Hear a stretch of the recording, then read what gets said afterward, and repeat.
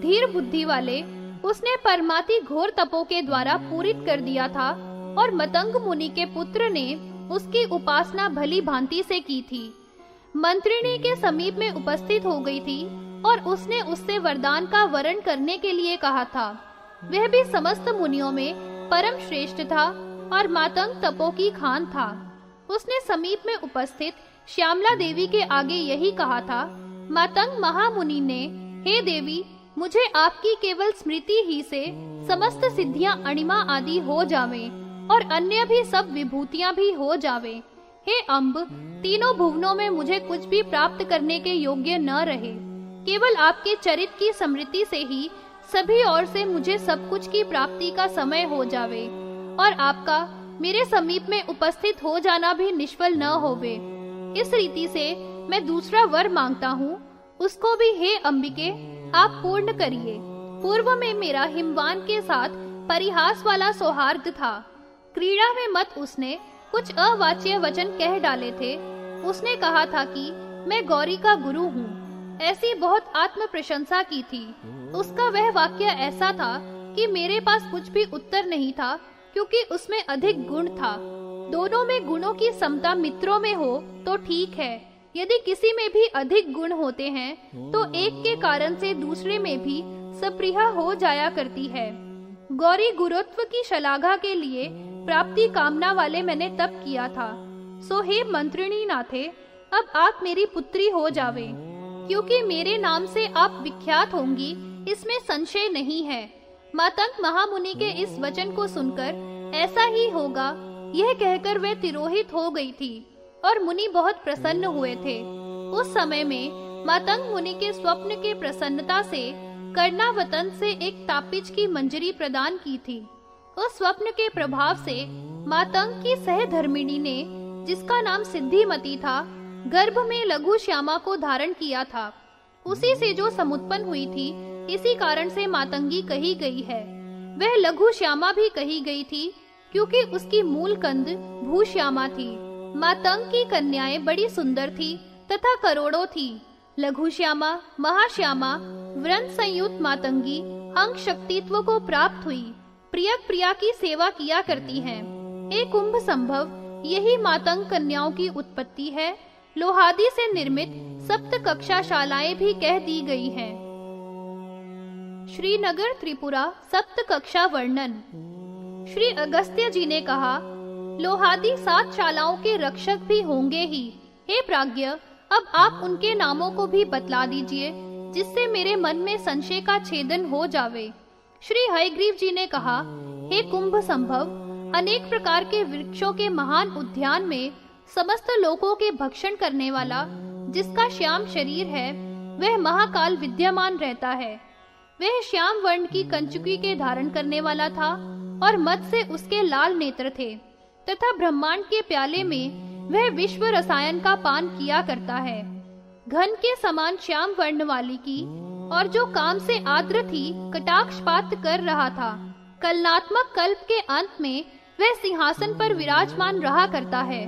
यह सदा ललिता देवी के ध्यान में संपन्न रहता है और ललिता देवी के पूजन करने में इसकी उत्सुकता रहती है। जो भी ललिता देवी के भक्त हैं, उनकी आयु की दीर्घता का विस्तार अधिक किया करता है।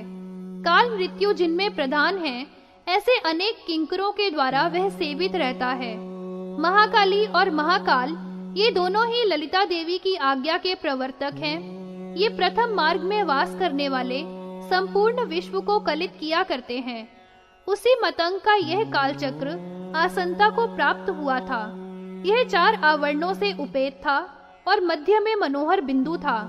एक त्रिकोण है, फिर पंचकोण है, फिर 16 दलों वाला पंकज है, फिर 8 आरों वाला काल पंकज है और महाकाल मध्यगामी रहता है। त्रिकोण में महाकाल्या, महासंध्या और महानिशा, ये 3 महादेवियां जो महाकाल की शक्तियां हैं, विद्यमान हैं। वहां पर ही पंचकोण के अग्रभाग से प्रत्यूष, पितृ, प्रसु, प्राहण प्राहण, मध्याहन, ये 5 काल की शक्तियां हैं। हे मुने, अब आप सुनिए। इसके पश्चात 16 दलों वाले कमल में जो शक्तियां स्थित रहा करती हैं, तमिस्त्रा, दिन मिश्रा, ज्योत्सनी, पक्षिणी, प्रदोषा, निशिथा, प्रहरा, पूर्णिमा, राका, अनुमति और अमावस्यिका है। सिनी वाली, कुहू, भद्रा और 16वीं उपरागा है। ये 16 मात्रस्थ षोडश शक्तियां कही गई हैं। कला, काष्ठा, निमेषा, क्षणा, लवा, त्रुटि मुहूर्त तथा कुतपा होरा और शुक्ल पक्ष हैं। कृष्ण पक्ष, अयन, विषुवा और त्रयोदशी, संवत्सरा, परिवत्सरा, इडावत्सरा, ये 16 पत्राबज वासिनी शक्तियां कही गई हैं। इद्वत्सरा, इंदुवत्सरा, तिथिवत्सरा, तिथिवार, नक्षत्र, योग, करण, ये शक्तियां नागपत्रांबु रूह में संस्थित रहती हैं। कली, कल्प, कलना, काली, ये 4 भास्वत काल चक्र के द्वार पालकता को प्राप्त होती हैं। ये महाकाल देवियां मत से प्रहसित मुखों वाली हैं। उनका चषक अर्थात प्याला मदिरा से परिपूर्ण रहा करता है और उसकी प्रभा अरुण होती है। ये सब काल की स्त्रियां श्यामल आकार वाली हैं। ये काल चक्र के आसन पर स्थित होती हुई श्री ललिता देवी के ध्यान, पूजन, जप और स्तोत्रों के पाठ में ही परायण रहती है और महाकाल की सेवा किया करती हैं। हे कुंभ संभव, कल्पक वटी का रक्षक वसंत ऋतु होता है, जो महान तेज से युक्त ललिता देवी का परम प्रिय किंकर है। यह वसंत ऋतु पुष्पों के आसन पर विराजमान और पुष्पों की माधवी के मत से अरुण वर्ण वाला है। इसके आयुध भी कुसुमों के ही हैं तथा पुष्प ही भूषणों वाला और पुष्पों के छत की भूषा वाला है। मधुश्री और माधवश्री ये 2 देवियां उसकी दीप्त हैं। ये दोनों ही पुष्पों की मदिरा से मत है और प्रसून शर की लालसा वाली हैं। संतान वाटिका का पालक ग्रीष्म ऋतु है, जिसके लोचन बहुत तीक्ष्ण है। यह भी श्री ललिता देवी का सेवक नित्य ही रहता है तथा उसकी आज्ञा का प्रवर्तक है। शुक्र श्री और शुचि श्री ये 2 उसकी भार्याएं हैं। हे मुने, वर्षा ऋतु हरिचंदन वाटिका में स्थित रहा करती है। वह वर्षा ऋतु महान तेज से युक्त है और विद्युत के सदृश उसके पिंगल लोचन है। यह वज्रपात के समान अट्ठास से शब्दायमान है तथा मेघ ही इसका वाहन होता है।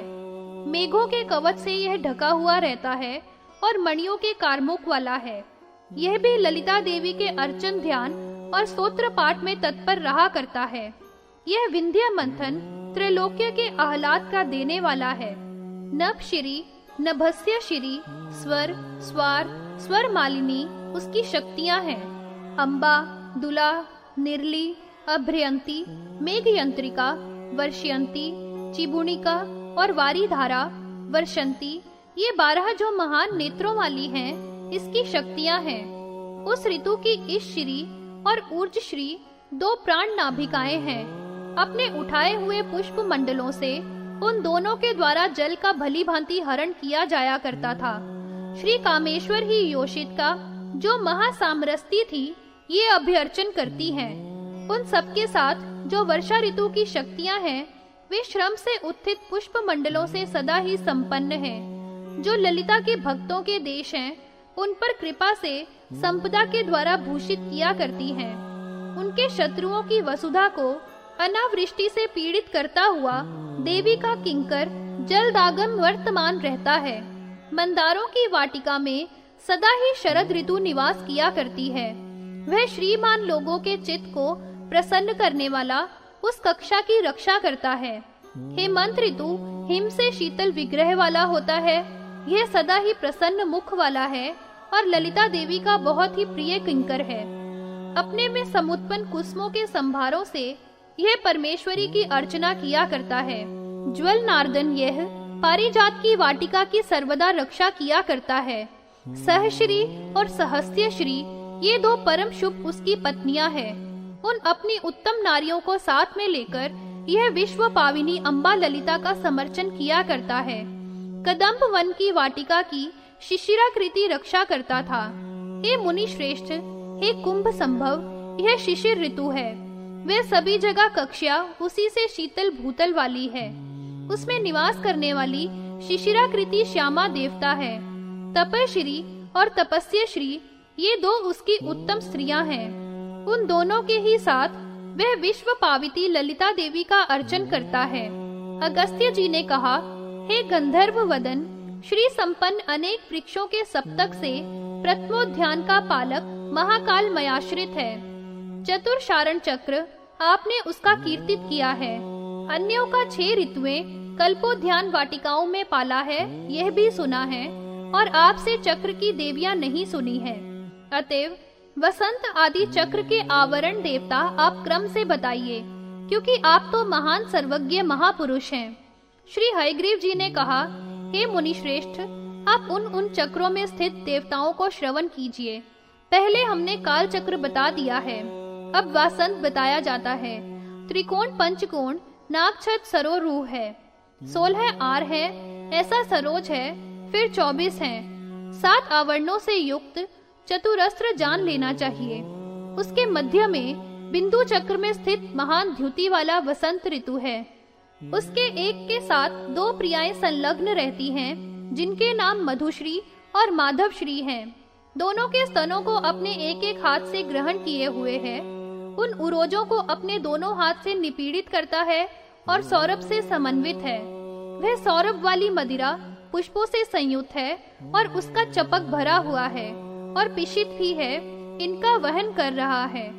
विंध्य निषूदन इस रीति से सब ऋतुओं का ध्यान करें। वर्षा ऋतु के ध्यान ये फिर 2 शक्तियों आदि का ध्यान करें, जो उसके अंक में ही स्थित हैं, तथा अन्य शक्तियों का जो उसके समीप में स्थित हैं। उसके अनंतर अब उस वासंत चक्र में जो देवियां वर्तमान रहती हैं, उनको भी मैं आपको अभी बतलाता हूँ, आप उनका श्रवण कीजिए। मधु शुक्ला पहली है और मधु शुक्ल द्वितीय है, मधु शुक्ल तृतीय है और मधु शुक्ल चतुर्थिका है, मधु शुक्ला पंचमी और मधु शुक्ल षष्टिका है, मधु शुक्ला सप्तमी और फिर मधु शुक्ला अष्टमी है, नवमी मधु शुक्ला है, मधु शुक्ला एकादशी और द्वादशी मधु शुक्ल है, मधु शुक्ल त्रयोदशी में तथा मधु शुक्ला चतुर्दशी है, मधु शुक्ला पौर्णमासी और मधु कृष्णा प्रथमा है, मधु कृष्णा द्वितीया और तृतीया मधु कृष्णिका है, चतुर्थी मधु कृष्णा और मधु कृष्णा पंचमी, षष्ठी मधु कृष्णा और सप्तमी मधु कृष्ण से है, मधु कृष्णा अष्टमी मधु कृष्ण से नवमी है। हे विंध्य दर्प निषूदन दशमी मधु कृष्णा है, मधु कृष्णा एकादशी है तथा द्वादशी मधु कृष्ण से है, मधु कृष्ण त्रयोदशी से है और मधु कृष्ण चतुर्दशी है, मधु अमा है, ये 30 शक्तियां हैं। इसी प्रकार से माध वाक्य के ऊपर में स्थित है। शुक्ल प्रतिपदा आदि अन्य 30 शक्तियां हैं। ये सब मिलाकर वसंत शक्तियां 60 विख्यात हैं। अपने अपने मंत्रों के द्वारा वहाँ चक्र में वसंत चक्र राज की 7 आवरण भूमियां विधि से पूजन करने के योग्य हैं। 60 भूमियों में ये 60 देवता संस्थित हैं। साधकों के द्वारा विभाग करके उन मंत्रों से पूजन करने के योग्य हैं। उसी भांति से वसंत चक्र तीनों अन्यों में है और शुक्र शुच्यादि के भेद से देवता भिन्न हैं। शक्तियां संख्या में 60 हैं, जो महोदया ग्रीष्म चक्र में हैं। इसी तरह से वर्षादिक चक्र में भेद से नभन भस्यज हैं। ये 60 शक्तियां प्रतिष्ठित हैं। ग्रंथ के विस्तार से भय से उनकी संख्या करने से विराम लिया जा रहा है। ये शक्तियां ललिता देवी के सौख्य के देने वाली हैं। इनका आहरण करना चाहिए। जो भी ललिता के पूजन, ध्यान, जप और स्तोत्र में परायण है, कल्पादी वाटिका के चक्र में मदालता ये संचरण किया करती हैं। अपने अपने पुष्पों के मधु से ये महेश्वरी का तर्पण किया करती हैं। सब मिलकर 360 होती हैं। इसी तरह से 7 शालों में चक्र देवता पालिका हैं। आपने पूछा है तो आपके सामने नामों का कीर्तन कर दिया है। अन्य शालाओं का उपादान पूरक है, उनका विस्तार और शक्ति कहता हूँ, आप अवधारण कीजिए।